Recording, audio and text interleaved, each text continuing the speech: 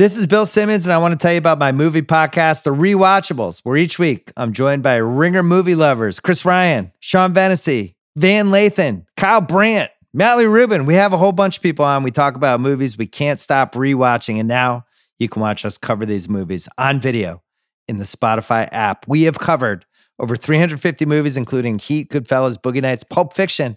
We have some real heavy hitters coming up here in 2025. Make sure to follow us on Spotify, where you can watch every new episode right now. Just head to the Rewatchables on Spotify, now on video.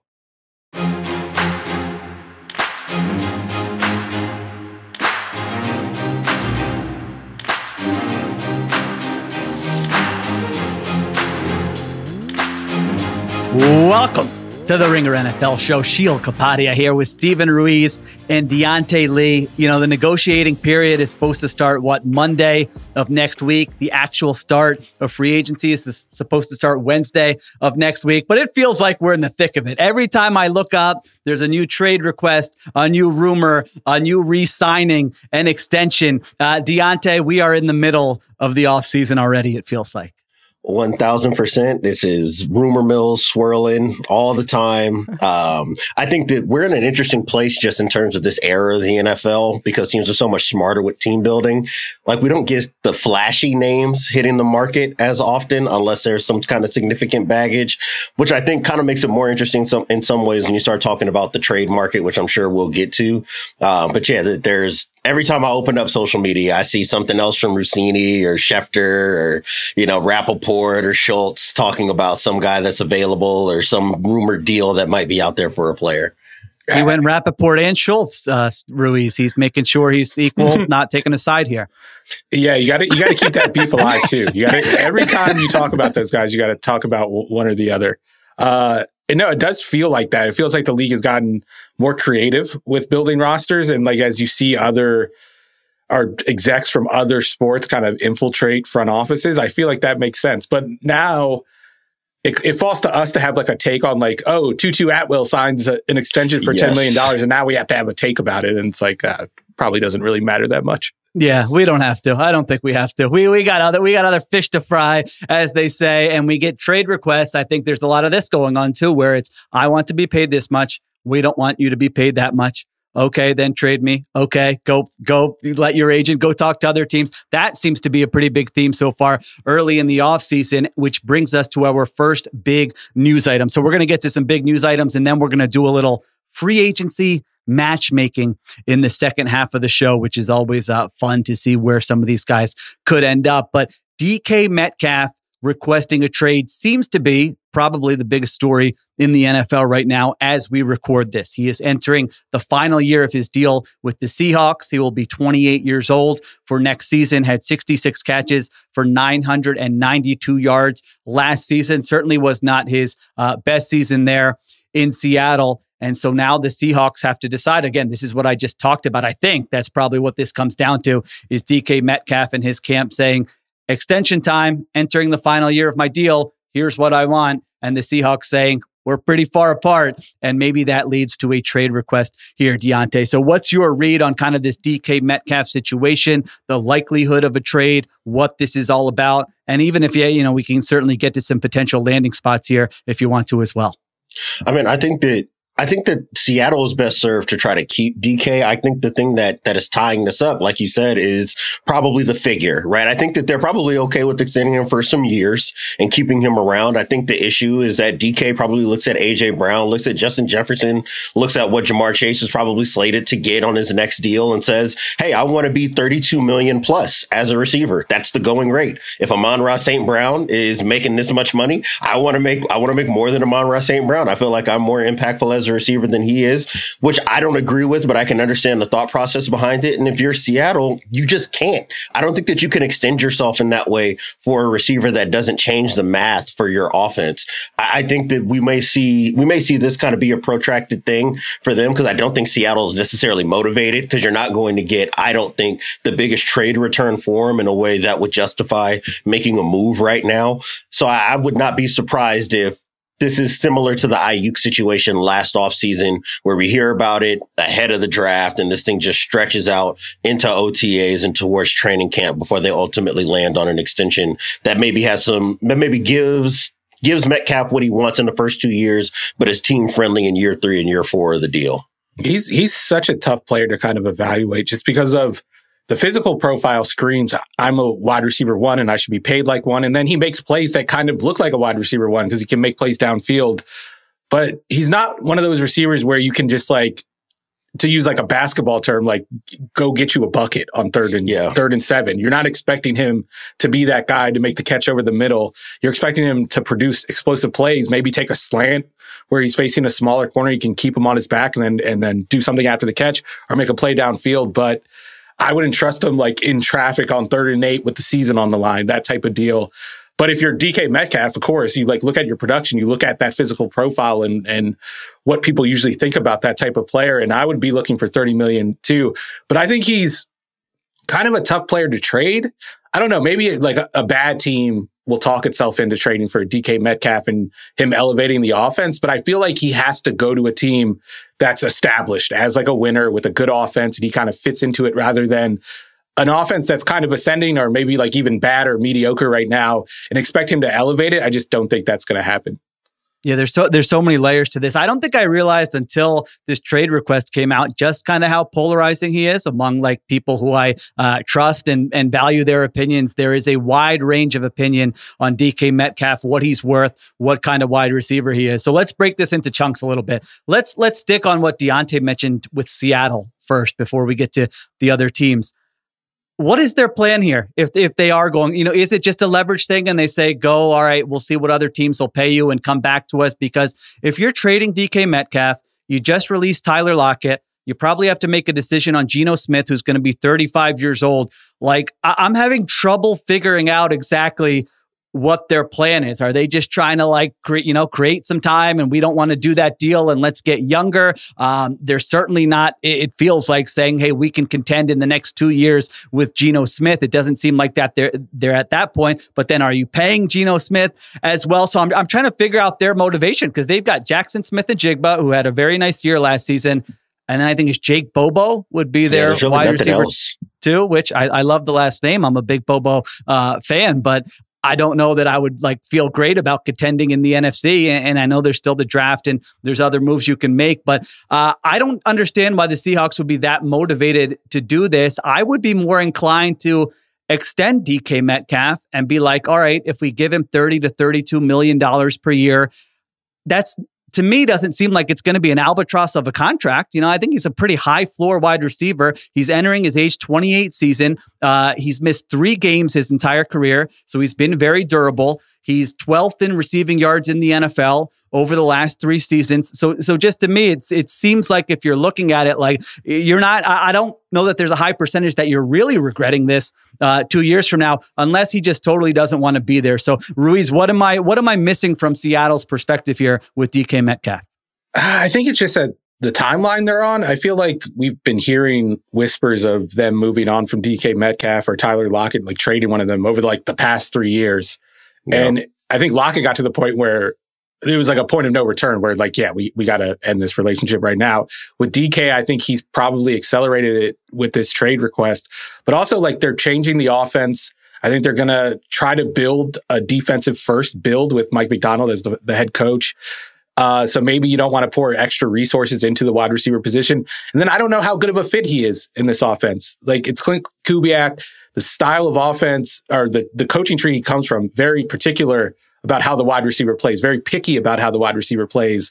And I don't know if DK really fits into that style of offense. I think that's another complicating layer to this is that I think Seattle would love to have him back. I think he's a valuable wide receiver to have on your roster, but he's not a great fit for the offense / he wants a lot of money and he wants to be paid like a game-changing wide receiver where I think he does change the game in ways. Like I don't totally agree with Diante where he doesn't change the math, but I get where he's coming from there. I don't think he changes the math reliably in every single matchup. I would be very nervous about trying to find players, give up on good players to fit Clint Kubiak's scheme. I think that's fair. I'm just that's saying. A fair point. Yeah, that's a fair point. Yeah, it's like if you find me an offensive coach who wants less talent. Now I know you're not saying it's just that. I hear what you're saying. It's also the money aspect of it. But Diante, that would make me a little nervous. Is there anything else from Seattle's perspective, or is it like you made a good point? Maybe this is just a let's do the dance, and then you know what, we might meet back up here in August, and you might be a Seahawk for the next 4 years. Yeah, I mean, to me, that was kind of like what the Ayuk thing was, right? It was like, all right, if you think you're really worth this much money, then go source the contract elsewhere and bring it back to us. And then we'll talk about the terms that work for us from there.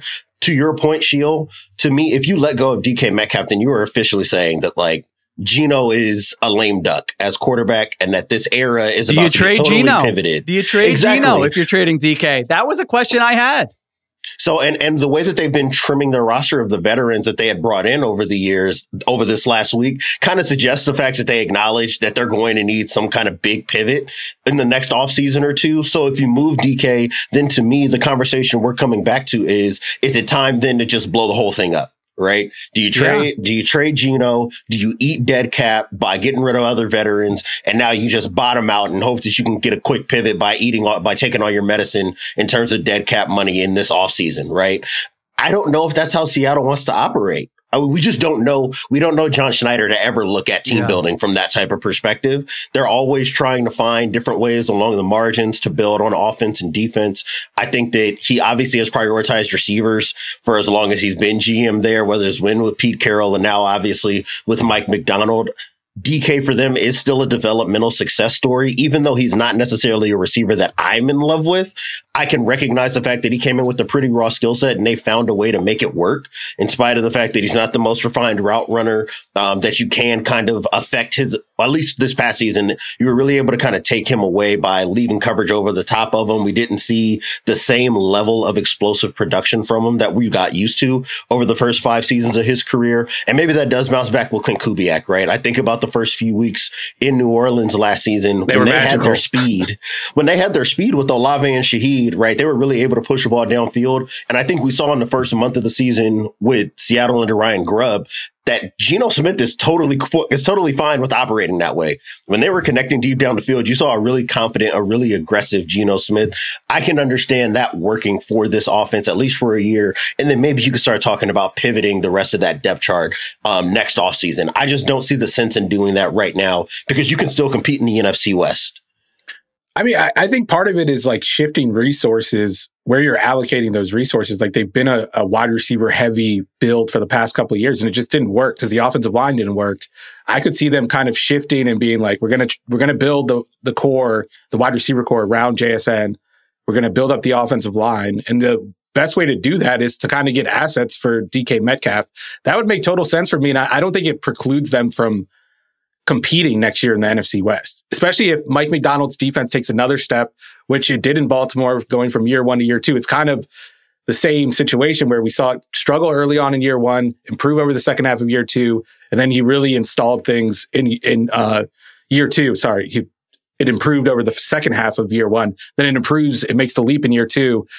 And if they could just get a run game going and then get a play action game going off of that, I think that's enough to be a better team than they were last year, even though the roster on paper looks a little better in 2024 than it would in 2025. I guess that makes sense. I guess for me, the thing is, right, and this is probably what Schneider and McDonald are looking at, is that in 2026, they've got a pretty open cap sheet. So they're going to have a lot of opportunity to remake this roster anyways. I just don't know if you need to accelerate that timeline right now by trading DK. Again, unless we are going total 4-year window on this rebuild, we are going to slow walk rebuilding this offense. Will be a little bit more veteran heavy in terms of our allocation of resources on the defensive side of the ball and hope that we find a quarterback in the next offseason or two. To me, again, I just don't see Seattle operating that way. I just don't know of this team to work that way in terms of team building. I think that this is trying to figure out exactly what the next figure is going to be in terms of guaranteed money for the next deal. I wouldn't be surprised at all if we got to OTAs and DK's still a Seahawk and we know that they've got a 4-year deal on the way. I think even if they do commit to a rebuild by trading DK, I just don't know how moving on from Geno really helps this team over the next couple of years because he's a bargain at his price right now. So trading him, I think you're getting rid of a bargain. One of your advantages that you have in your roster building. And then two, but that's for one season, right? He's probably got to get it. You probably have to give him an extent. I mean, they don't have to, but I think in all likelihood, I think they will extend him this year. I don't think you let a good quarterback like that just walk out of the building. So he probably won't be a bargain, you know, he'll unless he's taking less or something like that. You know, you're probably giving him what, $40-ish million a year. If I'm Gino, you're getting more than Baker, given the cap spike, cap increase, I would think. So even if you use that as a minimum, you're saying now 30, and that's still less than guys making 50 or 60. That's a bargain in a league where you have like Tua making over 50 million and you have Jared Goff making 50 million. I think he's a better quarterback than both of those guys in a vacuum. It will be interesting to see. I don't think a DK Metcalf trade necessarily means, oh, we're tearing it down and we're rebuilding from scratch. Yeah. All right. So that's the Seattle end of it. The compensation end of this is also very tricky. You know, I saw Diana Rossini tweeted out that they're asking for a first and a third. And at least, you know, the reaction I was seeing was that's crazy online. I just look at recent wide receiver deals, and it's usually a little richer than you think it's going to be. You know, now I know he's not Tyreek Hill or AJ Brown. So Tyreek Hill got a first, a second, and 3 day 3 picks. So, all right, that's the max we've seen here in recent years. AJ Brown got a first and a third. He was 25 years old. The one I go to is Stephon Diggs last year got a second from the Texans, and he was 31 years old, and he said you have to rip up the next year of my contract. Yeah, I still can't believe that the Texans gave up a second-round pick for that. I so still there was can't believe that. DJ Moore in that Bears-Panthers trade was essentially treated, if you look at past trades like that, was it treated like a first-round pick, basically, in that trade. So I think DJ Moore is probably the best comp, for me at least, if I'm looking at those receivers, what class of wide receiver is DJ Moore in? So I'm not saying, like, first and third I think is too much. A pick in the 20s to me, if I'm the Seahawks, at least I would start asking there. I'm not saying they're definitely going to get it. I don't think that's crazy. I think certainly a top 50 pick, given what we've seen with wide receiver trades. Again, he's 28 years old. Like, he's not over 30. He doesn't have an injury history, that kind of thing. Now, I know you have to pay him after you trade for him, but that's usually the case. Like, I think Tyreek Hill and AJ Brown, I believe that was the case for both of those guys, that when you trade for them, well, now you have to give them an extension. So that's not unusual. You look at the other options on the table and how hard it is to, acquire somebody who, even if you don't think he's like high-end number one receiver, he's definitely better than a number two receiver. So if you want to say 1.5 or whatever, it's just hard to acquire those guys. So I actually don't think it's crazy if you told me he goes somewhere, but you get a pick somewhere between 25 and 45, something like that. That seems reasonable to me. Diante, where are you on kind of what the compensation might end up being? I was tweeting about it earlier this morning. I think if you're talking about a 1+, it's a non-starter for DK. Like, to me, it's just rich period for wide receiver when you start talking about 1+. So now you've got to be, to me, you have to be discussing offensive player of the year level players. And we know at the wide receiver position, that list is about 3, maybe 4 names deep, right? AJ Brown, Jamar Chase, Justin Jefferson. DK Metcalf's not that guy. If you're just talking about a late one, like you laid out, to me, if I'm the team trading that, I'm still maybe wincing a little bit as I put that on the table, because you're giving away a first round pick for a guy that is asking for $30 million. That's a lot in terms of draft capital plus money that you're going to be allocating in this one transaction. I think once you start talking about 2 day 2 picks, that to me is a little bit more palatable. If I'm the team looking to acquire DK Metcalf, right? If I'm the Chargers, if I'm the Patriots, if I'm one of these teams that we know is going to be looking in the market for a number one receiver, I'll give away a 2 in 2025 and a conditional 3rd in 26 that can convert into a 2nd if he's an all pro, or if we make the playoffs, or some kind of conditions in that respect. That to me, I think is a lot more palatable. But if we're talking about the Tyreek Hill, AJ Brown level of compensation to acquire the guy, I would much rather just take my chances in the draft. It does only take one team. You only need one team to give you a first round pick. So I'm not like saying that's not on the table. I think it ends up being a 2nd. If I was in charge, I wouldn't go higher than like a late 2nd, but I definitely think that a team's going to get desperate enough, especially with his skill set, because he does offer that explosive element to your offense, which is what every offense in the league is looking for right now, is an explosive downfield playmaker. So I wouldn't be surprised if he does fetch a late first. I don't think the team that gives it up will live to not regret it, but I don't know. We'll see what happens. The NFL is like, they get crazy about some of these positions, and wide receiver is definitely on that list. All right, let's take a break, and then I want to finish the DK Metcalf conversation with where could he land and what team should consider it. I have a team I want to hear if you think they will live to regret it, because I've got one name on my mind. So we'll get to that. We'll get to some other news items, and then of course we will do some free agency matchmaking in this show. All right, we're back on the Ringer NFL show. I want to hear your guys' teams first, and then I want to hit you with the team I have in mind for DK Metcalf. So if you're just considering a team that should consider him, a team that, hey, if I were this team, I would be looking into it, a team that you could say, I probably wouldn't do it, but I could see them doing it, whatever direction you want to take it. Ruiz, is there a team or two that sticks out to you that could be a DK Metcalf landing spot? I do not think this is going to happen at all, but I would like to see it, and that's the Lions. I think you stop banking on Jameson Williams being available and being reliable, and you go get yourself a proven downfield threat to match with Amon-Ra St. Brown and to match with that running game. And I think you stretch the field a lot, and stretching the field with that offensive personnel I think it would be a force multiplier for them. I think that's the best case scenario. And like I said, it's adding to an offense that's already good, and you're just elevating it rather than an offense that needs to get to a certain level before you can compete. Question. Do you put Jameson Williams in the deal to try to preserve some draft capital if you're Detroit then? I mean, yeah, I think if you have those two skill sets, and you want to have tight ends on the field at times anyway, like multiple tight ends, you don't necessarily want to live in 3 receiver sets, and then why not? Yeah, I would say Jameson Williams maybe a third. Jameson Williams in a conditional third. That might be something that's worth listening to if you're Seattle.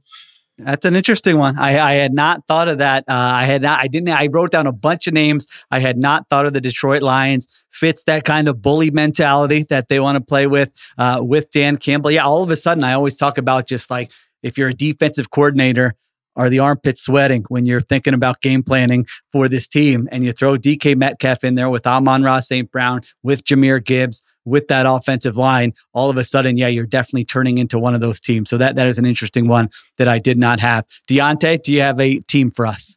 I mean, I kind of hinted at them. Mine is the Chargers, right? Like, I can see the Chargers making a deal like that. It gets them away from having to maybe overbid on some of the veteran wide receivers that are available in free agency, because there's really not a lot of attractive names, or, it's a lot of guys you might be paying on a 1-year deal, or you're banking on Chris Godwin being healthy, by the start of the year and being as effective as he was to start last season before he did break his leg. So to me, I could see them parting with some day 2 draft capital. They're already kind of hitting the reset button around Herbert as it is. You get the news that Joey Bosa is going to be released. That they've already let Khalil Mack walk. Like, they've pretty much opened up their window now to be able to go in a bunch of different directions. And I could see Greg Roman and Jim Harbaugh looking at a guy like DK and be like, that's our Sammy Watkins. The way that Roman had him in Buffalo, where Tyrod Taylor looked really good. I think that may be, outside of Lamar, the best version of the Greg Roman offense was in Buffalo, when they had a nice balanced kind of skill set around Robert Woods, Sammy Watkins. You kind of have Ladd McConkey to fit that Woods role. You can go get your vertical stretch guy. I think that would be a really friendly option for Justin Herbert. I could see a lot of sense being made of that. And I don't think that precludes them from still being spenders in free agency the way they need to be to fill out the rest of this roster. That's a situation that is just meant to torture me. I just can see the third down target where DK should catch it, and then he doesn't drop catch on the post. And it just happens to fall into the hands of the free safety that's out there. That one makes a lot of sense to me. It does. If you're talking about filling your premium positions on offense, and you're going into next year with Herbert, Rashawn Slater, Joe Alt, DK Metcalf, and Ladd McConkey, like, you can really do a lot of best player available in the draft. And hey, let's pick our spots in free agency for values we like. I know the defense is another story, but I would want to like that. That is a nice solution if you're the Los Angeles Chargers. And I love the fit. Metcalf and McConkey, obviously not going to be like redundant in their skill sets there. Gives you an outside guy who can win in some different ways. So I think that's a good one. My team, that and go get Drew Dahlman to play center, so you don't have to rely on Bradley Bozeman. You might be cooking a little bit on offense. Be in a good spot. Yeah, going into next year. Why are the Kansas City Chiefs not on the phone doing this yesterday and outbidding everybody for DK Metcalf? Does this not solve a lot of the problems we've talked about with the Chiefs. They are ready to win right now. They have no avenue that I know of other than a move like this to add a player of this caliber. He is not redundant with the other players you have. Maybe you can say the explosive thing. We can get to that. But in terms of DK Metcalf, now you have Rashee Rice in the slot. Now you have Xavier Worthy at the other spot. Now you have a nice, well-built receiving core who they're all 28 years old or under. I know you got to build the offensive line. I understand that. You still have to do that. But I feel like there's not going to be a lot of opportunities for them like this. Would you give the 31st pick in this year's draft to the Seattle Seahawks for DK Metcalf and sign him to an extension for $30 million or $30 to $32 million per year? Because I'm telling you right now, I would do that and I would figure the rest of it out, because I think this is going to be so hard for them to find a player like this, and with Patrick Mahomes in his prime. I love that move. That would make a lot of sense. That would make a lot of sense to me. And I'm thinking about the roles now of Worthy being your third best option, using Rashee Rice as your yak guy, which is his best usage. And now you do have your outside, kind of vertical stretch player in the drop back game.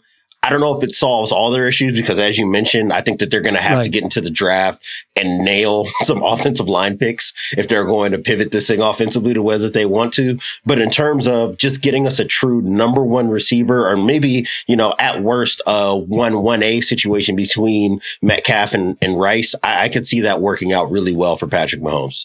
I think it doesn't satisfy Andy Reid's fetish for field stretchers that are under 6 feet. Yeah. Like, he's like a field stretcher over big. 6 feet. Never. I would never do that. Terrell Owens, listen, the one time he did it, the fit does make sense. Like, I think that prevents you or deters the defense from playing like man coverage. If you're playing man coverage and DK Metcalf can just run a deep cross away from the coverage like that, I think you are cooking there. I wonder what the financial ramifications are and how that kind of precludes them from building elsewhere on the roster. And then I do wonder if the front office and the coaching staff is thinking like the lack of explosive play isn't really a personnel problem at receiver, and it's more of a Patrick Mahomes is way too much in his head issue. Like, when you hear Patrick Mahomes talk about it, it seems like a guy that's way overthinking this. And I wouldn't be surprised if they just kind of stand pat at receiver, hope Rice's return kind of fixes everything that they missed last year after he went down with injury, and that the deep ball kind of rediscovers itself. I think I could convince Patrick Mahomes pretty quickly if I'm Andy Reid. Hey, Patrick, let's go to lunch. We're thinking about trading for DK Metcalf. Will you throw the ball to him downfield 40 yards all the time? Oh, yes. Of course he would be like, yeah, I'm going to do it in August. But then it's November and he doesn't want to throw that interception and then he doesn't do it. Like, I remember we were in the press box at the Super Bowl together, and there was a shot to Worthy that he could have took, and then he kind of pump faked on it and didn't take it. And when you go back through his film throughout last season, a lot of instances of that happening throughout. I think like part of it is mental at this point with Patrick Mahomes. Yeah, I mean, part of it could be trust in those guys. We were making fun of Worthy a lot this season for when he did give him opportunities, just keeping his feet in bounds. So, even that play, he was covered up pretty well on that play. So, if you have DK Metcalf, now if it's a 50-50, I know that's not what he necessarily specializes in, but I'm just saying that level of trust could be there with a guy like DK. So that was the one when I was coming up with all these teams. Chargers were a good one. Patriots, I read in The Athletic that DK said at some point does not find New England to be a desirable place to live. I don't know where he said that or when he said that, but that's obviously one. They're in the market for a wide receiver. The Raiders, you have the Pete Carroll connection. I just don't know where the Raiders are going or what they're doing, but DK Metcalf and Brock Bowers is not a bad place to start with a pass catching group. The Bills, I don't think they're going to be that aggressive. Their financials are just a mess right now. Yeah.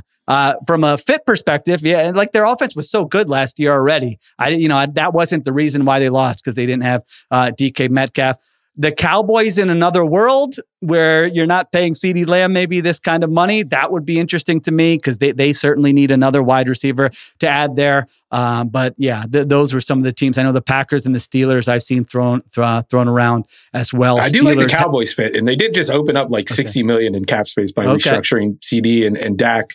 Like, what they lost. Would they pay $60 million plus to 2 wide receivers? I mean, come on, Jerry's back. We established this last episode. He's back. He's back to his ways. It's like signing Dion in the mid '90s again. Yeah, like I do think that replaces like something they lost over the last 2 years with like Brandon Cooks kind of losing it, where you have that deep threat that Dak can just throw like a 50-yard bomb down the sideline to. Didn't really have that last year when Dak was healthy. So. That would raise their ceiling, I think, quite a bit. Like all the talk we've had about the Cowboys this offseason, if you're like, no, now Dak Prescott's coming back healthy with DK Metcalf and CeeDee Lamb, that would make them a much more interesting team. So even if Jerry doesn't think it's going to lead them to anything, just if he wants to win some headlines and be in the news, that could be a move for that as well. If they do it, Jerry's back. It's official. I agree with that. Yeah, if they trade for DK Metcalf. All right, we will see what happens. This will be a storyline we will continue to follow in the weeks ahead. What happens with DK Metcalf? Let's get to some other news before we do the free agency matchmaking. Maxx Crosby, we just talked about the Raiders here briefly. 3 years, $106.5 million extension. $35.5 million per year with $91.5 million guaranteed. So it feels like every offseason there's this, are they going to hold on to Maxx Crosby? Should they trade Maxx Crosby? The guy never gets to play in relevant games, but he's an awesome player. Well, now he's the highest paid non-quarterback in the NFL, about to turn 28 years old. And I guess he will be kind of the face of the rebuild with Pete Carroll and Tom Brady. Diante, what was your reaction when you saw that Maxx Crosby news? I mean, it was either pay him or trade him, and that they had never at any point given any inclination that they were going to be trading Maxx Crosby. We talked about it last offseason, that it just didn't make much sense for the Raiders to be looking to shop him. And if you're going to keep him around, then paying him like the highest, making him the highest paid non-quarterback in the NFL made sense. The durability has been there. The production has been there. Independent of scheme, independent of his supporting cast, he's been one of the most impactful players in the league regardless. And it makes a lot of sense to go ahead and cash him in. I'm always reminding myself the fact that he's as young as he is, right? Yeah. Because he plays so much, it makes you feel like almost overexposed to him, but he's only 27. So this deal makes a lot of sense. It's not even an overextension in terms of allocation of resources. And they've got more money than they can spend over the next couple off seasons anyway. So it makes a lot of sense to go ahead and cash in now. It didn't matter what the value of the contract was. It was a smart deal because, outside of Myles Garrett, and then maybe even Micah Parsons, but I would honestly opt for Maxx Crosby over Micah Parsons at this point. Really? Yeah, there isn't a defensive player that I would want over him. And maybe I'll look dumb for that because Micah was out obviously last year, and I probably am underrating him because of that. But just the impact he has on every single down, regardless of situation, that's the type of player you kind of need in today's NFL. Like a defensive end that could just blow up a run game by himself. Like that's valuable. He's basically like 3 players in one. Yeah, never comes off the field. No doubt about it. I would take Parsons. I would have Garrett and Parsons kind of in the top tier, and then probably Crosby and Nick Bosa. And then if TJ Watt bounces back, certainly like the 2023 version of TJ Watt. Crosby's in that first tier, man. Crosby's in that first tier. All right. Okay. I think so as well. You think so as well? All right. Yeah.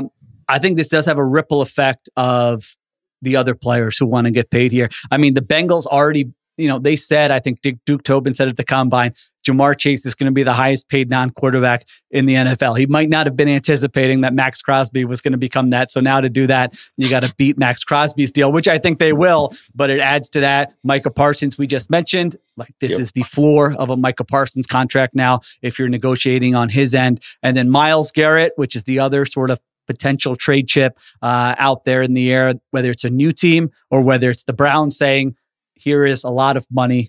We want you to keep playing for us. We don't want to trade you, whatever it is. This is kind of where it starts now, $35.5 million, beating that, I would say, for all 3 of those guys on their deals that could potentially come this offseason. All right. Chicago Bears having an interesting start, I would say, to the Ben Johnson era. And I actually need your guys' help on this because I'm not sure if I like it, don't like it, am on the fence, think they're being smart, think they're being foolish. I don't know, but they are making trades for guards. And the guard they traded for most recently, Joe Thuney, a 4th-round pick to the Chiefs. It's a 1-year rental. As of now, they could extend him, I guess, this offseason, but he's only signed for 2025, entering his age 33 season. This, to me, was basically a salary dump by the Kansas City Chiefs. They move on from his $16 million. The Bears say, we don't care about that. We need offensive line help, and we've got cap space. Ruiz, what did you think of this move by the Bears to trade for Joe Thuney? I think it makes sense with how Detroit kind of built up their offensive line, where obviously you have the premium positions, the tackle positions, which is where they poured their resources into. And then they had a good center in Ragnow, which I think the Bears are going to be in the market for Dahlman. I think they're going to be in the market for any of the centers in the draft. I know it's a weaker draft position, but you can get one on day 2. And then with the guards, kind of in Detroit, they kind of just filtered out or like cycled out veteran guys who just knew what they were doing. Like Kevin Zeitler goes there. He's a guy who knows what he's doing. And that's enough when you have talent around those guys on the offensive line. Seems like they're taking a similar approach. And I know I like raised the red flag about Ben Johnson not having new ideas with the Jonah Jackson trade, which I think there's some of that to this. But Joe Thuney's a good player. And I think he's a good player, especially if you're playing him at guard and not asking him to block edges in the Super Bowl. Yeah, there's no Ben Johnson. Is there a Ben Johnson, Joe Thuney? There's no like link there, right? From previous. No. But I think he's like a proven commodity. Yeah, well, at least it's somebody he hasn't had lunch with. So that's a nice step in the right direction. Diante, what do you think of this move? They trade for Jonah Jackson. They trade for Joe Thuney. They're taking on a lot of salary, giving up day 3 picks. Is this smart to go into next season and say, let's just make protecting Caleb Williams our top priority? I think it's smart in the sense of like the offensive line needed an immediate salve. And I think that taking a chance on Jackson being healthy, the familiarity with the scheme makes sense. I will say any one of these moves independently between Thuney and Jackson, like if that was all they did in terms of addressing offensive line, I would be maybe a little bit more concerned. Taking 2 chances here, it doesn't preclude them from going out and getting Dahlman. Like Steven said, it doesn't preclude them from going out and drafting young offensive linemen to try to create a plan of development after Thuney, leaves next offseason, assuming that he doesn't get paid from Chicago. I like the idea. I like the idea of making these moves, trying to help the interior of the offensive line. We saw in Carolina down the stretch, the last 2 months of the season with Bryce Young, that playing behind a much better offensive line on the interior helped him feel more confident and helped keep immediate pressure away. I think that Caleb Williams is not the exact same player that Bryce Young is in terms of style, but I think that for him as well to try to ease out some of those rough edges in his game in terms of extending when he doesn't have to, in terms of panicking when the pocket gets dirty, especially near his feet. I think that improving the interior will go a long way in that respect. They can run the ball a little bit better, I think, by having those 2 guys on the interior. And like Steven said, and I think he hit the nail on the head with this, they can go out in the draft and go find tackles, which I think is going to be the smartest move for them in terms of really building this offense the way that Ben Johnson would like to have it. So I have no complaints with what they've done this offseason so far with acquiring these guards. We're setting record numbers for usage of the word preclude. So Sheil, you just got to fit it in once, and we can. Okay, all right. Let me see. We got a lot I've of said show it like here. 5 times. Diante just said it 3 times. All right. I think I'll be able to. You need to pick up the slack. The old, I think SAT, studying for the SATs might have been the last time I used that word, but I can get it back in the repertoire. It's been long, but not that long. If I were making a list of like team building strategies, it wouldn't be acquire 32, 33-year-old guards who are making a lot of money and give up draft capital. However, having said that, I look at it and I'm like, I get it. I understand it. Like, just if in this specific situation, you want Caleb Williams, like that is the priority. You want him playing good football in his second season, developing good habits, not feeling like he can't trust his protection, all those things. And then generally speaking, like day 3 picks, I'm like, these GMs with their day 3 picks, like settle down. It's not that big of a deal. If you can get a good player for a year, it's okay to give up a day 3 pick. So I don't get carried away with that either. So yeah, I think it's fine. I think it's interesting. It's not like textbook, hey, this is how you build a franchise, but I understand what they're doing and I get where they're coming from. All right. Last bit of news. Zack Baun, 3 years, $51 million.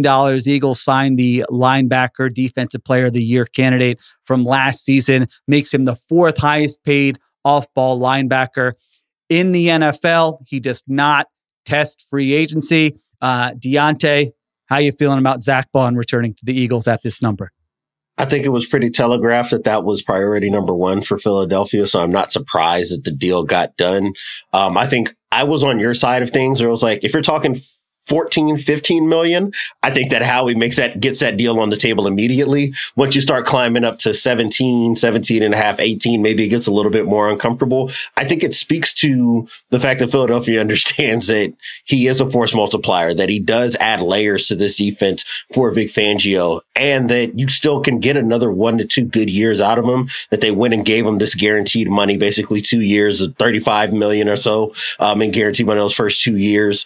I think that makes a lot of sense. It's not crazy. It's not some 4-year extension where you're really testing the age cliff or you're really testing some regression back to the mean. You reward him next year for what he did in 2024, and you hope that in 2026 that he's still the level of player or close enough, even if he's not a defensive player of the year type of linebacker, that he's still in that conversation of the top 5 to 8 at the position. I think that makes this deal worth it, especially with some of the things they're going to have to do with the rest of the roster to try to, make sure that their financials make sense.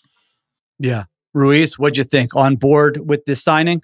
Yeah, good deal for both sides, I think. I think Baun is happy. I think the Eagles are happy. I think he's a good player. I think he fits in the scheme. And like Diante said, he adds layers to that defense, which that defense likes to have layers in its scheme. So it makes a lot of sense for me. I think if he would have hit the market, I would have liked to see what he would have been paid, because I think he would have been a hot commodity on the market. Yeah, it would have been interesting. It was such a rare case. Barely played, before last year. I think 6 career starts, and then he gets an opportunity with Fangio. Fangio's full logic for wanting to bring him in was different than the front offices. They bring him Zack Baun and are like, hey, this guy could be an edge guy, a special teams guy, and he's like, no, he's an off-ball linebacker. And it's like, all right, is that really going to work? And all of a sudden, he turns in probably the best season for a linebacker for the Eagles in like the last 25 years. So yeah, I think your point is good, Ruiz, because when you're a team that wants to keep a guy off the market this close to free agency, you're not going to get like a team friendly. You have to have some motivation for sign this now before we get to Monday. And I think that's why it gets to 17 million per year, which maybe is a little bit higher than the Eagles would have liked. But I just feel like when you have a player play that well on a Super Bowl team under 30, the defensive coordinator knows exactly how to use him. It's a problem area on the roster. You don't overthink it, and you go ahead and you bring him back. All right, that's the news. We will take one more break. We come back. We're going to tell you free agency matches that are going to happen, ones that we think should happen, and ones that might be a little unrealistic, but that we would like to see happen when we come back. All right, we're back on the Ringer NFL show. Free agency match that is going to happen. That is our first category. So one that you just feel like, hey, Monday, Tuesday of next week, the tweet's going to come across your timeline that so-and-so and this team have agreed to terms. Ruiz, let's start with you. What is a match you think is going to happen next week? Or it could be later this offseason, whenever. I'm going to go with Milton Williams to the Patriots. I feel like this is like maybe the most telegraphed move of free agency this year. They have all the cap space in the world. That position has become a position of weakness for them over the last 2 years, where it was seen as a position of strength, maybe like 2 years ago, maybe a year and a half ago. And Mike Vrabel is there. And I think he's going to want to build a stout defensive front. That's what the model was in Tennessee. I think no new ideas. Like we said, when coaches go to another place, they go with what worked in their previous stop. And I think adding talent to that interior defensive line is the first place to go. And it's a glaring weakness for the team. Yeah, they've got so much. I'm going to have them on one of my categories here. They've got so much cap space. They've got to figure it. Now, this is on my radar a little bit with the Patriots, is that they got a lot of cooks in the kitchen there, it feels like. Is this just Mike Vrabel is just putting his, like, whatever he wants, he's going to get? Because remember, they kept Elliott Wolf from the previous regime, but then Vrabel brought in like the number 2 guy, I think Ryan Cowden, I want to say, is his name, who's like the number 2 to Elliott Wolf. You've got Robert Kraft, you've got Jonathan Kraft. And then it feels to me like this is a very coach-centric organization where maybe you don't need any of those guys. And it's just like Vrabel is going to decide what they're going to do. So Diante, with all this cap space, that I think the Milton Williams one is a good fit. It feels like he's going to be a top 5 paid free agent, and it would be a good fit there. But the whole Patriots sort of decision-making process, as I was preparing for this pod and preparing for the free agency period, that's on my radar a little bit.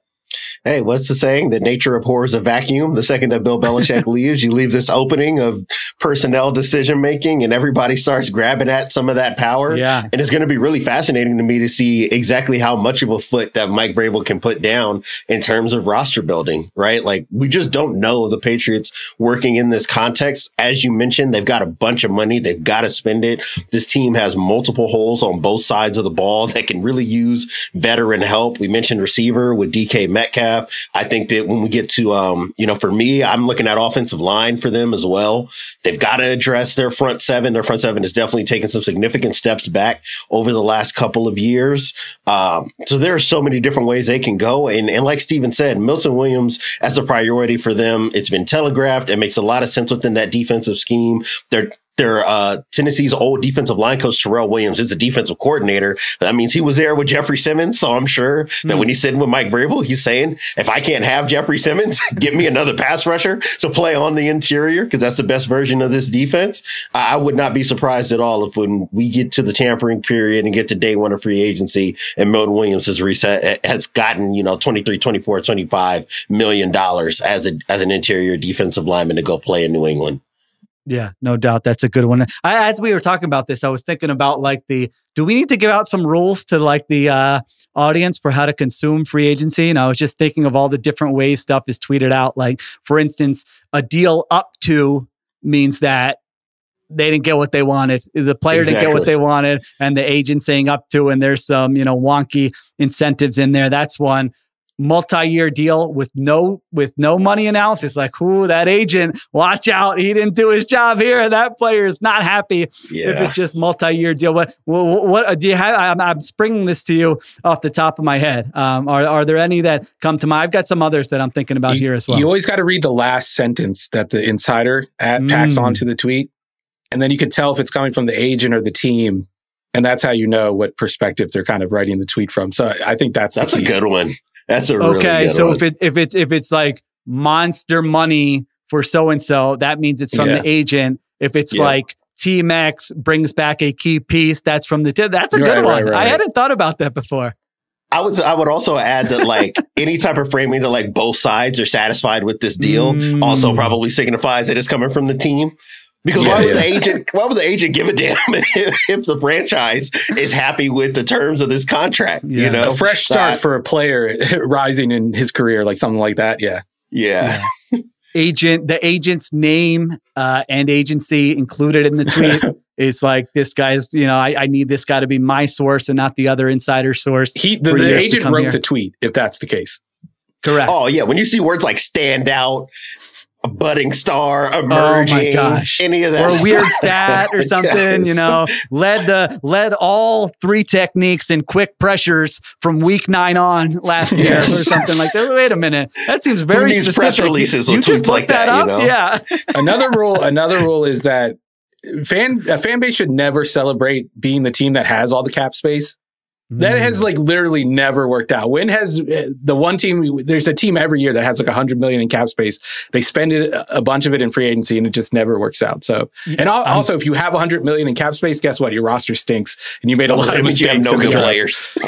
I'm glad you brought that up. That's another one because I'll do the free agency grades on theringer.com, which everyone can check out now or next week, but I will rip a signing and then I will always hear back.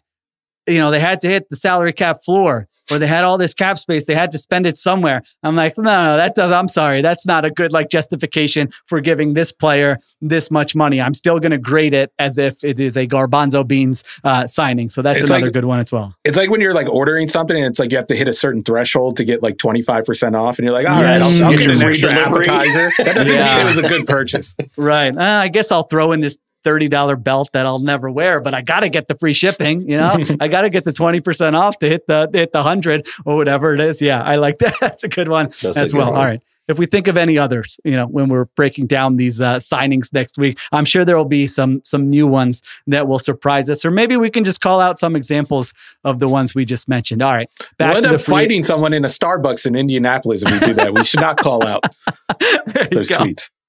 All right, Diante, give us a match that is going to happen. What do you got?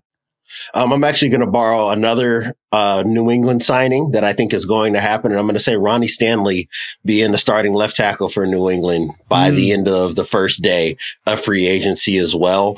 I know that Baltimore would like to have him back. I just think that the market is going to outpace whatever it is that Baltimore could put on the table for Stanley. I think he's going to have several suitors. The Bears could be in on him if they want to upgrade from Braxton Jones. You think about the Commanders. They could improve their tackle situation as well. New England's got a ton of cap space.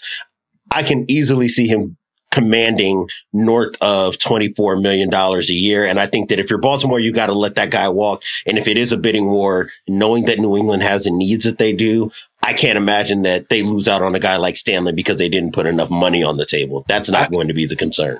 I have Stanley for one of my other categories. I wonder if I should just bring it up now. Like I have the should happen is him going to the Chiefs. And I think it makes sense for both sides because I do think there is some skepticism about what we saw out of Ronnie Stanley last year just because of the injury concerns going back to previous years. And I wonder if he could like go to a contender, take a 1-year prove it deal, and then after that just sign like a monster deal that puts him at the top of the market for left tackles. And obviously we saw the Super Bowl. Everybody knows left tackle was a sore spot for that team all year long. They had to put Thuney at left tackle for the playoff run, for the stretch run. I think that would make a lot of sense. I don't think it's going to happen because of the financials and what Kansas City has to do to maintain the rest of its roster. But I think it's something that should happen, and for both sides. Stanley's one of the trickiest free agents out there. I feel like Ruiz, you said, I think on our last show, let someone else find out. For some guys, I feel that way, but at the same time, if I'm a team without a left tackle, it's like, all right, so well, good, what's man. your plan what B, else man? You want me to do? Yeah, I mean, especially free agency. Like, Yeah. a left tackle as good as Ronnie Stanley never hits free agency. I Sometimes know. you just got to deal with some baggage. I know. We can get the repeat of the Orlando Brown Jr. cycle where he goes from the Ravens to the Chiefs and then he's a Bengals left tackle in 2 years. Yeah. I mean, because he, I think now is his time to get as much money as he can when you just look at the injury history. He had the previous 4 seasons, he played in just 31 games. And this is always, I don't know if red flag is the right word, but like he took a pay cut, a significant pay cut to stay with the Ravens last offseason. So that's like the sign of a player who is like, even if I hit the open market, even if I force them to release me right now, I'm probably not going to be making a lot more money. So I feel like he probably views that as, hey, that was my prove it deal last year, and I proved it. I stayed healthy with the Ravens. He's going to be 30 years old next season. So I would feel like if I were advising Ronnie Stanley, we're going to the highest bidder in free agency this offseason because we're probably not going to get this opportunity again. So it's one of those things where I would have real concerns about, are we paying him $20 million per year or more for a guy who's had real, not just durability, but even when he was playing, like it's sort of been a weird career. There was a time where he looked like one of the best left tackles in the NFL. Then it's durability, then it's performance. Now he bounces back, but you're paying for the next 2-3 years. You're not paying for last year. So he is a real tricky one, but you're right, Diante, just the options with left tackles. Someone's going to be like, well, we need someone take a swing on the upside. And I think that's fair. There is certainly upside there with Ronnie Stanley. All right. My match that is going to happen. Aaron Rodgers doesn't have to move, my friends. Aaron Rodgers is the New York Giants quarterback for 2025. We have one of my favorite things in sports for team content, which is a GM making moves knowing that he's got 1 year. His job is on the line. Don't worry about, what's going to happen 3 years from now, what's happening right now. So we know that the Giants went after Matthew Stafford aggressively. That didn't work out. What are their other options? I think maybe 2 weeks ago, I thought Cam Ward, number 3, that seems like a smart move for the New York Giants.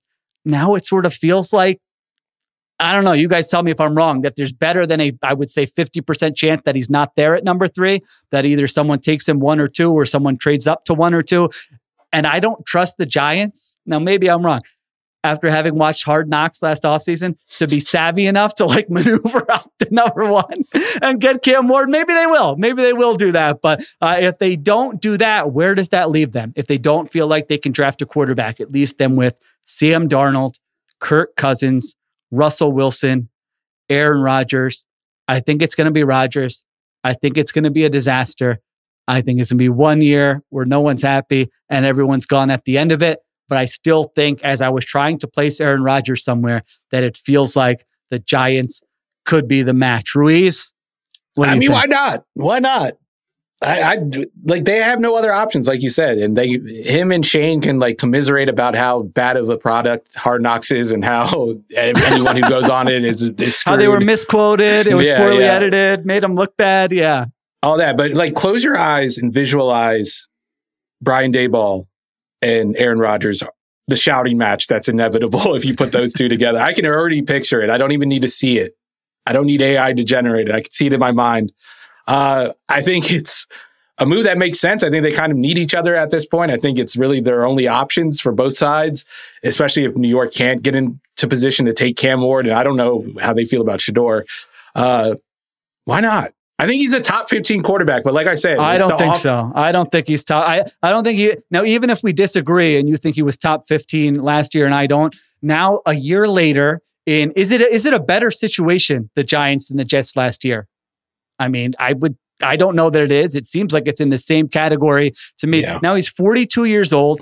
In the Super Bowl era, two quarterbacks have started 10 or more games at 42 years old. Tom Brady and Warren Moon. This is just like, to me, so close to a 0% chance bet that's, it's just not, that I feel like is not going to work out and has no chance of working out. Now, I hear what you're saying. If you're Joe Shane and you're like, what are my other options? I understand that. If you're looking at it from like an ownership level, it's like, well, all right, let's see what happens with Cam Ward. And if it doesn't work out, let's go cheap and add more players and figure it out next year. But that's not going to be what the GM is thinking. Yeah, I thought he was a top 15 quarterback, like in a vacuum. But the thing is, you can't look at it in a vacuum. You have to run a specific style of offense for him. And I don't think the juice is worth the squeeze at that point. Right. It's his style. Yeah. I mean, maybe you could argue like Nathaniel Hackett won't be there. He won't have as much control over the situation as he did with the Jets. And Brian Daboll is obviously, I think, a headstrong coach. He's not going to just let him hijack the offense.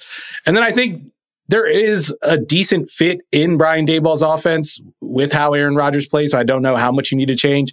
I mean, I could see it. I wouldn't talk myself into it working out, but I could see it not being a total disaster as long as they get together like on a personal level, which I don't think is going to happen. Diante, what do you think? Aaron Rodgers in a Giants uniform. Look, all I have moving socks. Can we agree? Moving socks. Oh, 1000% agree. Yeah. I mean, the note I had underneath Aaron Rodgers' name for me getting ready for this doc were just 3 question marks. So for that, I didn't know if I cared. I didn't know if it mattered wherever he landed. And listening to Steven kind of lay out the pitch, like the thought I had in my head as you guys were talking was, it's like, I guess sometimes you just have to look down the long, dark tunnel of your own mortality in football. And I can't imagine a situation that forces you to do that more than Joe Shane, Brian Daboll, and Aaron Rodgers having to hang out for 6 months together. That sounds just like the darkest, worst timeline possible and very fitting for where the Giants are at. Yeah. So God, imagine Malik Neighbors after a 4-target game because Aaron Rodgers is mad about something that happened 2 practices ago. that locker room is going to be an absolute train wreck. The thing I will say, though, I know like all of us realize like what Aaron Rodgers is at this point in his career. I don't think the players necessarily share that same take. Like I saw Maxx Crosby the other day being like, yeah, I would love to have Aaron Rodgers. You saw Quinnen Williams be like, oh man, we're getting rid of Aaron Rodgers. That sucks. Like I think if you bring him into that locker room, it still has a similar effect to that locker room. I think Malik Neighbors would be like, all right, now I have a quarterback I can actually do something with. And then September will roll around. Garrett Wilson's texting him. I'm just saying Garrett Wilson. September will roll around. And then he'll be like, telling who is saying what about Aaron Rodgers. Yeah, if I'm an edge rusher, go ahead, quarterback. You can go berate every receiver, tight end, and guard that you want to, because that has nothing to do with me. As long as you're completing passes, I could care less. If you're Quinnen Williams, of course you don't have a problem with Aaron Rodgers. He's not talking to me throughout the week. It's everybody else that has the concern. Neighbors doesn't know yet, though. He hasn't figured that out. In September, he's going to be like, all right, I see what Garrett Wilson was talking about. Somebody like trade me to another team. Yeah, I kind of felt that way last offseason. Like I thought Garrett Wilson was going to have a monster year. And then the way that turned out with Garrett Wilson, who I still believe is a very good player, and how miserable he was by the end, I'm not willing to go that far again this season. But we'll see what happens there. with Aaron Rodgers. All right, next category is should happen. So Ruiz already gave us the should happen with the Chiefs and Ronnie Stanley. Diante, what is your match that you think should happen? Chris Godwin playing for the Rams. Ooh, I got a Chris Godwin one too. It's different, but go ahead, make the pitch. Give me Chris Godwin on a short-term deal. You can come in, be that, move around type of piece. You can play Puka Nacua at the X or be more of an outside receiver for a little bit longer and let Chris Godwin do the dirty work. That's an option for Matthew Stafford to get the ball out quickly. We talked about it in our last podcast. We're just previewing just kind of the slate of free agency. If you're the Rams, if you're not letting go of Matt Stafford, then you know that you've got to maximize 2025. They can't afford to just let Cooper Kupp walk out the door or trade him, release him, whatever ultimately comes of this situation and not have a replacement in hand. I don't think that you want to bring in a rookie and say, hey, here's the Cooper Kupp role in this offense, or here's the old Odell Beckham Jr. role in this offense. We need you to be that for this offense to get to the levels that we're trying to get it to. I would like to see Chris Godwin there. I think that that's a really good scheme player match. And I like that for Matthew Stafford. You could very easily see them winning the NFC West again, in my opinion, if they were able to make that move happen. All right. I have that as my same match, but it's for the not going to happen. Okay. So this is unrealistic, but you'd like to see happen. Yeah. I would really love to see it happen. And I think there's how the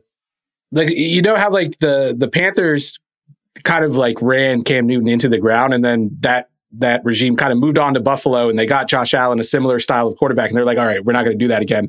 I feel like the Rams should take that approach with Puka Nacua and be like, look what we did to poor Cooper Kupp and his body by asking him to do all this stuff, by asking him to get into 1 million car crashes every Sunday.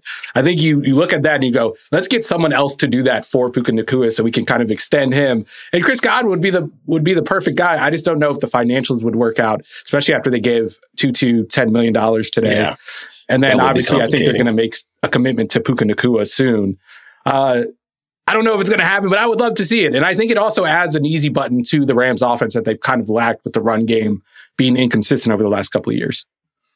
Yeah, Godwin's an interesting one because I sort of looked at this like he's probably going to re-sign with the Bucs, but as we record this on a Thursday afternoon, it hasn't happened yet. And so now as you kind of near near Monday, it's like, could he actually hit the open market? So we'll see if there's anything that gets done there in the next few days, because he becomes a very interesting player that can help a lot of teams if he's out there on the open market and can make a lot of money. This was my should happen as well. And I got Chris Godwin and the New England Patriots as my match. They were on my list too. You got to get Drake May somebody, man. You got to get him somebody. You have all this cap space. You got to set the quarterback up for success.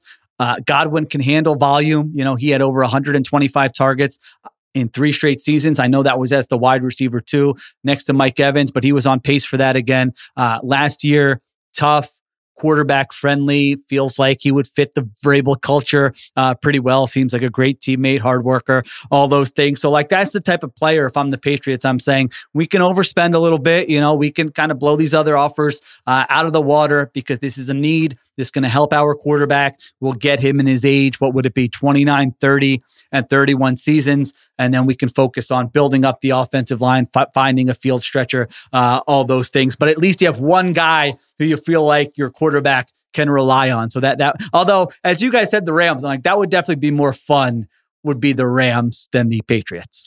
Yeah, I was going to say, to add to your point, it's not that they just need somebody. The Patriots need somebody who is going to run the route as it is designed and catch the ball the way they're supposed to catch the football. I don't know how many people spent time watching the Patriots throughout the season last year, but there was some of the most just depressing wide receiver play that you are going to see from Keyshawn Boutte, even Kendrick Bourne, who I think is better than maybe what we saw on film last year. It was rough at a lot of different points in the season. I would like to see Drake May have a chance with at least a tackle that he can trust and one wide receiver who is actually going to be dependable, run routes the way he's supposed to, and catch the football consistently. Yeah, you kind of have to go out of your way to bolster what you have around Drake May. You can't go into year 2 with the same situation you had in year 1, where early in the year, people were talking about oh, can we even play this guy? That's how bad the offensive roster is. We might ruin him. Well, imagine going into year 2 and doing that. I think that would be a tough look for them. I'll throw out another should happen just because 2 of my answers have been answered already. Should happen. Davante Adams to Baltimore. And it's kind of like a move that they've made over the last couple of years. Like I remember even going back to like Des Bryant signing with them late in his career. Odell Beckham obviously signed with them late in his career. Anquan Bolden. Anquan Bolden's another one. But I just want to see Lamar with a ball winner on the outside. We've seen him with like that style of receiver or pass catcher at tight end, but we've never seen him with like a bigger bodied receiver who can win downfield, where he doesn't have to hit the perfect pass in stride to get a downfield target like you have to do with these undersized guys. Davante Adams is like a back shoulder guy, and we've never seen Lamar be able to throw a back shoulder on the outside. We've seen him be able to throw it to like Likely and Mark Andrews, but not a wide receiver. I would love to see that. They have sort of an under the radar interesting offseason. I feel like they're probably, they could lose 2 offensive linemen. We mentioned Ronnie Stanley. Patrick McCarry is the other guy who was in my top 50, just can kind of play anywhere on the offensive line. So they've got to figure that out. Do you add another wide receiver?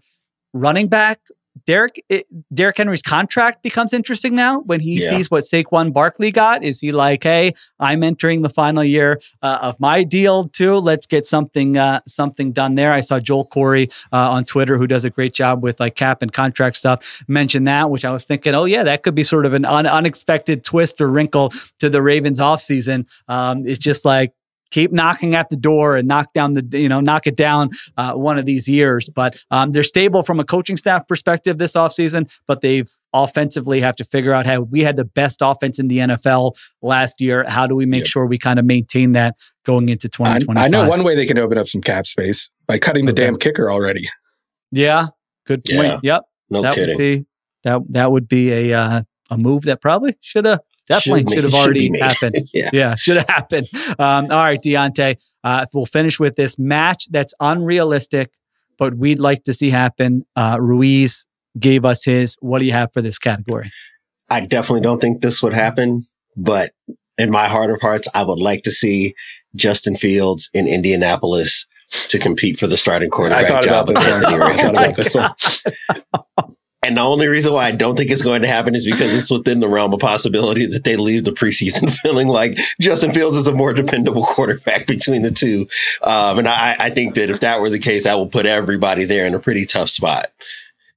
I don't think that's going to happen. I think if those two compete, I think Anthony Richardson would outclass Justin Fields. I was going to say, I don't know if you can say he would win the competition. I think that maybe the decision is just that you're going to roll with Richardson instead. Yeah, it's like, the problem with that for me, like I would like to see it too, because I think it does make a lot of sense, especially with how Shane Steichen runs his offense. Even if it's not to compete, just having him as a backup for when Anthony Richardson inevitably goes down with a knock or something, or takes himself off the field. They would set the record for lowest completion percentage in the modern NFL though. Oh my God. I had Justin Fields as my backup for think is going to happen with the Jets. It seems like there's some buzz with like the Jets sort of look like they're going to just, I don't know. I thought Kirk Cousins might be. I sort of felt like you were mentioning with Godwin, Diante, that the Patriots need a wide receiver who's just going to be in the right place. I sort of feel like the Jets to get like they sort of need a quarterback who's just going to throw the ball where the ball's supposed to go. You know? Yeah. So, and now that would not be Justin Fields. That would be more of a Kirk Cousins, but Kirk Cousins isn't available yet. But it seems like just reading the coverage from Jets reporters that they take a 1-year flyer, Justin Fields, like get the Aaron Glenn culture in place, get some good vibes into the building, and then, pounce on a quarterback in the next year or so whenever someone becomes available. Is the Falcons doing the our plan is to keep Kirk as a backup, the worst bluff in the history of the NFL? To be. We're going to keep this guy as a $40 million backup. Yeah, just trust us. And he's got like a bonus coming up or something too, right? It's not like you just do this. It's like, no, the owner would have to pay, I think it's $10 million or something if he's on the roster on this date. I don't think the owner is going to be signing up for that. So nice try. They're holding out for a trade, but like they have no trade leverage whatsoever because of the no trade clause, which essentially makes it a free agency type deal for Kirk Cousins because he has to accept whatever team offers the deal. And then why not just wait for him to get cut and then you don't have to give up draft. It makes it like there's no need sense to do this, Atlanta. Yeah. For a second, you got my hopes up that we could get the funniest pick swap in NFL history. Like 2 7ths that are Two like sevens. 3 picks away, just so the Falcons can be like, we got something. But you're right. Kirk Cousins would then have to be like, sure, I'll go to that team. Where why would he do that? He has no incentive to do that. So he's basically going to be this year's version of the Russell Wilson last year, where you can sign him if you're another team to that minimum level. So you're paying nothing to Kirk Cousins. So then I think it has more appeal than some of these other options, even if you think he's got no shot at, but there were spurts there the first half of last year where there was at least like a league average quarterback in there with Kirk Cousins. So that would be more attractive than some of these other quarterback options you have on the open market. All right, my match. Now I picked this for unrealistic, but I'd like to see happen. But then I thought maybe this could happen. So I don't know. Maybe I didn't do the category right. How about Khalil Mack going to Detroit and trying to chase a ring with the Lions? So I just haven't seen that anywhere, but Lions are in win now mode. They just watched the Eagles dominate the Super Bowl with a 4-man pass rush, not having to blitz. You got Aiden Hutchinson coming back from injury. You've got Aleem McNeil. Could you add Khalil Mack to the other side on a 1-year deal? He's 34 years old, but 6 sacks, 54 pressures last season. I think he's probably still going to get a deal in like the $13 to $15 million range. $12 million. For 1 year. So I thought the Ravens would also be interesting maybe for a guy like Khalil Mack. It's just every time there's a veteran who I'm like, this guy can still play a little bit, I feel like I always go to the Ravens. So I tried to get out of that box and go to Detroit here. Diante, what do you think? Khalil Mack in Detroit? I thought about both Chargers edge rushers landing with contenders. So you brought up the Ravens. I actually thought about the Ravens a lot with Joey Bosa as a potential landing spot, if especially if things are slow for him throughout free agency. I could see Mac for 10 to 12 million. That would make a lot of sense for Detroit. Obviously, I think that the fact that he's been so productive as he's advanced in age might bump up that price tag to closer to about $15 or so million.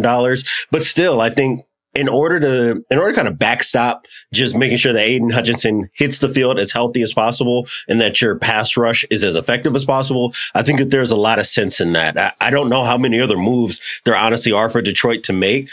Coming out of the season when we were kind of doing their obituary, the thing that we kept coming back to in those conversations were, hey, you can still go make a move for another impact player, to be able to keep you here for another year. And then I think things get a little tricky for them contract wise from 2026 on when you have to start thinking about the young guys that are going to be phasing into extensions. But yeah, for one more year to take a chance on a veteran player, give him a shot. If it doesn't work out, or if Aiden Hutchinson is that productive, you might be able to move Khalil Mack mid-season to a contender that's willing to give up a draft pick, to have him go play for you as well. I think that there's a lot of sense in bringing him in. If not him, then maybe Joey Bosa. The only difficulty there is I think you would have to have an appetite for bringing in a guy that has had injury issues after coming off the season that you just dealt with. I would like to see, if Mack is willing to take a discount to go chase a ring. I don't think he's ever won a playoff game in his career. I might be wrong about that, but I'm pretty sure he hasn't. I think with the Bears, they lost to the Eagles, and the Chargers obviously have a double doink. Yeah. I wouldn't mind seeing him in Buffalo. He obviously played there in college. He played for Buffalo. Ooh, I don't know. That. If you're willing to take a discount, why not go to Buffalo? Yeah. Get the Von Miller thing didn't work out, but this would be just a 1 year, like you said. This guy, I forgot. Yeah, he played in Buffalo. That would be fun. They need some pass rush in Buffalo. They need to figure out something defensively for Patrick Mahomes, basically, in Buffalo before they move on to anything else. All right. I think those were all our categories. Is there a DK Metcalf trade between now and when we would potentially be doing a free agency pod early next week? Ruiz, what do you think? I vote no on that. I'm voting no too. I think it's a complicated thing for all the reasons we laid out. I wouldn't be surprised if it eventually happens. Could I also throw out another destination that Please, I don't know empty out the notebook. I don't know if I've heard this before, and maybe it's out there and I just missed it, but why not Kirk Cousins to Las Vegas? I've had that in mind. I made a note of that actually in prepping for this podcast. That would make a lot of sense. Yeah, and when we were talking about the type of quarterback that Tom Brady goes for, when you heard him talk, he's always like, "Oh, you can't." There's not replacing getting the ball out on time and to the right place and on target. And who better to do that than Kirk Cousins? It's literally all he can do at this point. I won before the snap because I knew that safety was rotating. Yeah, you're right. You're right. I think that's a good one. I think they would certainly be a team that all right, so can they, so then do you acquire DK Metcalf? Do you trade for DK Metcalf? Yeah, you do. If you're a Raiders fan, How would you feel about Kirk Cousins, DK Metcalf, Brock Bowers, Pete Carroll, Tom Brady going into next year? Shit, I'm not even a Raiders fan. I'm picking them to make the wild card just here. I was going to say a lot better than anything else they could be doing in free agency, I would say, by just throwing money around like crazy. It's better than Gardner Minshew and Jacoby Myers. I would say that. It's a good reminder that not everybody's trying to like win the Super Bowl with the moves they make. Like if the Raiders can get 2 seasons where they're competitive, maybe make the wild card in one of them, Raiders fans 10 years, might be like, man, that was the best season we've had in 2 decades. So yes, not everybody is just trying to chase a Super Bowl. So that's good for me to remind myself when I'm giving all these moves D's and F's on theringer.com next week. All right.